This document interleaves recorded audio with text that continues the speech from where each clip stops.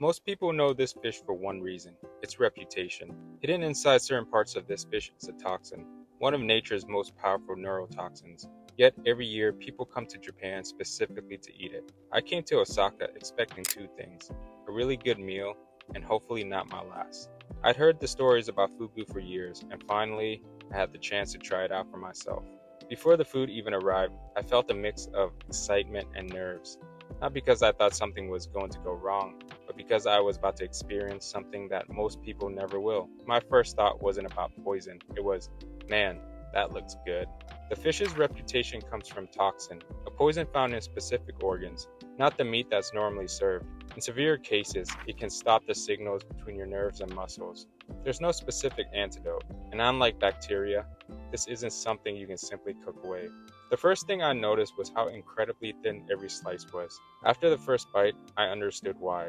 The texture was much chewier than I expected, and the flavor was surprisingly subtle. As someone who eats a lot of sushi and sashimi, I expected something much bolder. It wasn't bad, but it wasn't what I'd imagined. What surprised me most wasn't the taste, it was how normal everything felt. Nobody was treating this like a dangerous challenge. It was simply dinner. And that's when I realized this story was never really about the poison. The more courses that arrived, the more I realized this wasn't a meal built around danger. It was built around craftsmanship. Every dish had its own presentation, its own texture, and its own purpose. This wasn't just about serving fugu, it was about showcasing everything the fish could become. Then came the course I least prepared for, churrasco, the milt of the pufferfish. It's considered a delicacy in Japan, even though plenty of visitors hesitate when they first hear what it is.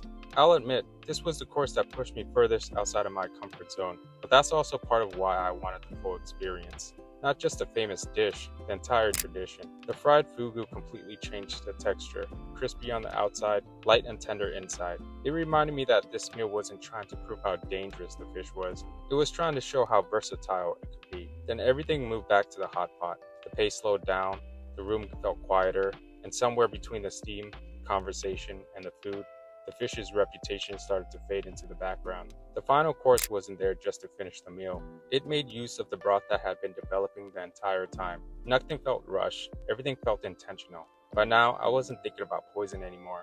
I was thinking about the incredible amount of care behind every course. Fugu has earned its reputation for a reason. The toxin is real, the history is real, and the respect surrounding it is absolutely real. But after experiencing a full course meal, I realized something. The reputation may be what brings people here, but it isn't what stays with them. What stayed with me was the craftsmanship, the attention to detail, and a care that transformed a fish most people feared into one of Japan's most respected culinary traditions. Would I order fugu again? Honestly, probably not. Not because I didn't enjoy it, but because I came for something bigger than a meal. I came for the experience, and I got exactly that.